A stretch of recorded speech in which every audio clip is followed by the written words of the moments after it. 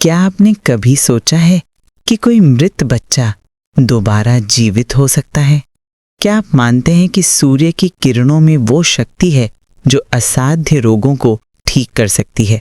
और क्या आप जानते हैं कि भारत का एक ऐसा पर्व है जिसे भगवान राम, माता सीता और पांडवों ने भी मनाया था? जी हाँ दोस्तों, हम बात कर रहे हैं छठ पूजा की, भारत के सबसे प्राचीन और सबसे पवित्र पर्व की। ये कोई साधारण त्योहार नहीं है।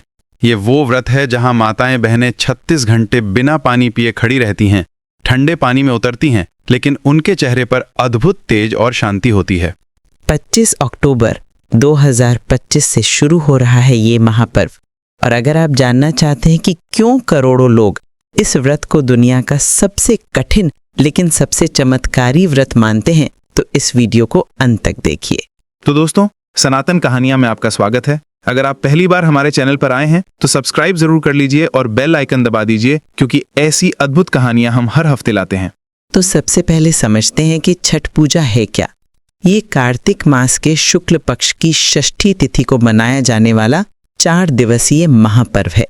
इसमें भगवान सूर्यदेव और छठी मैया की पूजा होती है। और दोस्तों, ये सिर्फ बिहार, झारखंड या उत्तर प्रदेश का पर्व नहीं है। आज दिल्ली, मुंबई, बेंगलोर, विदेशों तक में छठ पूजा मनाई जाती है। लेकिन इसकी शुरुआत कैसी हुई? आइए आपको ले चलते हैं हजारों साल पीछे। अब आती है वो कहानी जो आपकी आंखों में आंसू ला देगी और मन में श्रद्धा। ये कहानी है राजा प्रियव्रत और रानी मालिनी की। बहुत समय पहले की बात है। प्रथम मनु स्वयंभू के पुत्र थे राजा प्रियव्रत। वे एक महान राजा थे। उनके राज्य में सब कुछ था, धन, वैभव, सुख, समृद्धि। लेकिन एक चीज की कमी थी, संतान। रानी मालिनी और राजा प्रियव्रत को वर्षों तक कोई संतान नहीं हुई। दोस्तों, आप सोच सकते हैं, एक राजा जिसके पास सब कुछ है लेकिन अपने महल में किलकारी सुनने को नहीं मिलती। हर दिन, हर रात वे बस यही प्रार्थना करते, हे भगवान, हमें एक संतान दे दीजिए। अंत में दुखी राजा ने महर्षि कश्यप के पास जाकर उनसे सहायता मांगी। महर्षि कश्यप ने राजा के दुख को समझा और उन्होंने पुत्रेष्टि यज्ञ करवाया, यानी पुत्र प्राप्ति के लिए यज्ञ। यज्ञ समाप्त होने के बाद महर्षि ने रानी मालिनी को प्रसाद स्वरूप खीर दी। उस खीर को खाने से रानी गर्भवती हो गई।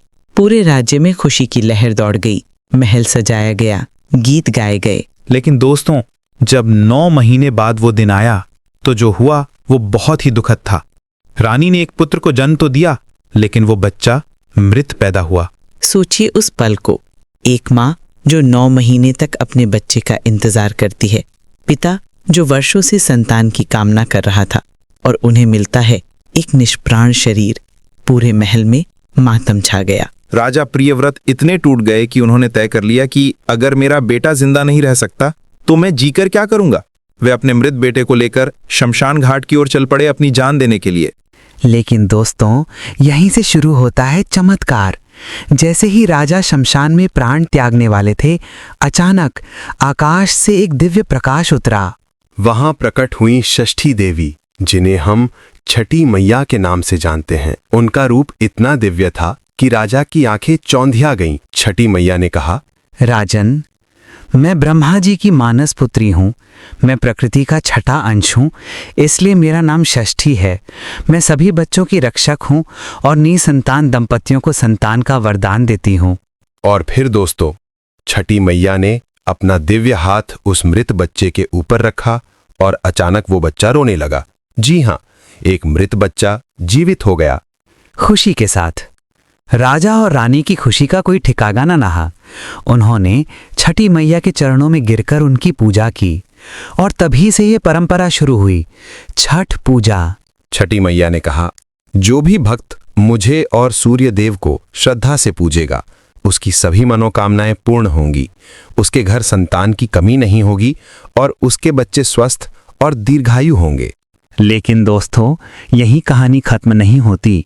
क्या आप जानते हैं कि भगवान राम और माता सीता ने भी छठ पूजा की थी? जी हाँ, जब भगवान राम 14 वर्ष के वनवास के बाद अयोध्या लौटे तो कार्तिक मास की शुक्ल पक्ष षष्ठी के दिन उन्होंने और माता सीता ने सूर्यदेव की पूजा की और छठ व्रत रखा। इसी पूजा के बाद उन्होंने अयोध्या में राज्याभिषेक किया। और महाभारत काल में भी इसका उल्लेख मिलता है। कहा जाता है कि द्रौपदी और कुंती ने भी छठ व्रत रखा था। जब पांडव संकट में थे तो द्रौपदी ने सूर्यदेव और छठी मैया की पूजा की और उन्हें अपनी सभी समस्याओं से मुक्ति मिली। ये बताता है कि छठ पूजा कितनी प्राचीन है। ये ऋग्वेद काल से भी पुराना पर्व माना जाता है। ऋग्वेद में सूर्य की उपासना के अनेक मंत्र हैं। अब समझते हैं कि छठ पूजा कैसे की जाती है। ये 4 दिनों का पर्व है और हर दिन का अपना विशेष महत्व है। पहला दिन, नहाए खाए। इस दिन व्रती पवित्र नदी या तालाब में स्नान करती हैं। घर को साफ किया जाता है और सात्विक भोजन बनाया जाता है, यानी लौकी की सब्जी, चावल और दाल। ये भोजन बिना प्याज लहसुन का होता है। दूसरा दिन, खरना। ये सबसे कठिन दिन है। इस दिन व्रती पूरे दिन निर्जला उपवास रखती हैं, यानी एक बूंद पानी भी नहीं पीती। शाम को गुड़ की खीर, रोटी और केला का प्रसाद बनाया जाता है। प्रसाद खाने के बाद से 36 घंटे का निर्जला व्रत शुरू हो जाता है। दोस्तों सोचिए, 36 घंटे बिना पानी के, यही है छठ व्रत की कठोरता। तीसरा दिन, संध्या अर्घ्य। ये छठ पूजा का सबसे महत्वपूर्ण दिन है। शाम को व्रती नदी या घाट पर जाती हैं। वहां बांस की टोकरी में ठेकुआ, फल, नारियल और गन्ना रखा जाता है।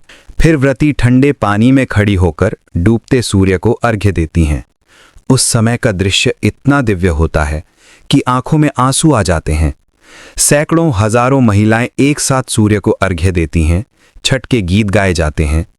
चौथा दिन, उषा अर्घ्य। अगली सुबह उगते सूर्य को अर्घ्य दिया जाता है। इसके बाद व्रती अपना व्रत तोड़ती हैं और प्रसाद वितरण करती हैं। छठ पूजा सिर्फ धार्मिक नहीं, वैज्ञानिक दृष्टि से भी बहुत महत्वपूर्ण है।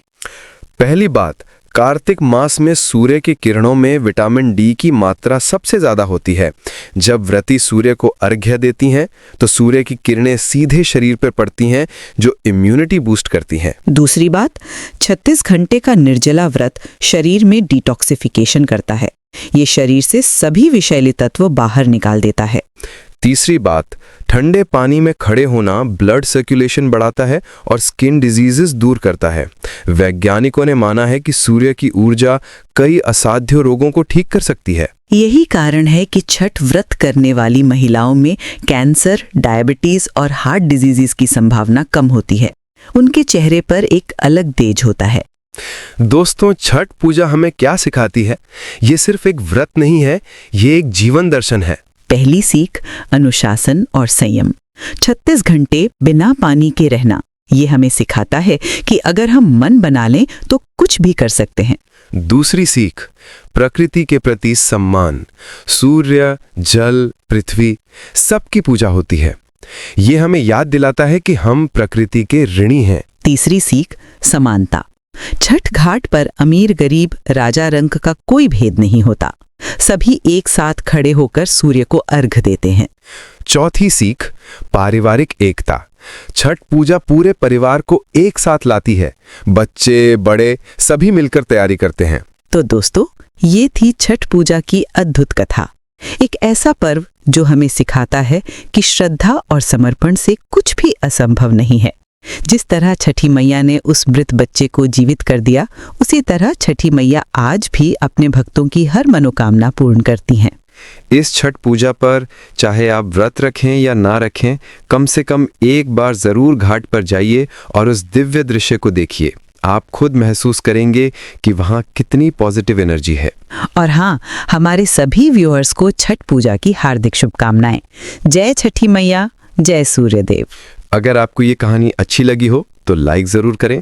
कमेंट में बताइए कि आप छठ पूजा मनाते हैं या नहीं और कैसे मनाते हैं। और अगर आपने अभी तक सनातन कहानियाँ को सब्सक्राइब नहीं किया है तो अभी करें और बेल आइकॉन दबा दें। हम ऐसे ही रोचक और प्रेरक कहानियाँ लाते रहते हैं। छठी मैया की जय, सनातन धर्म की जय।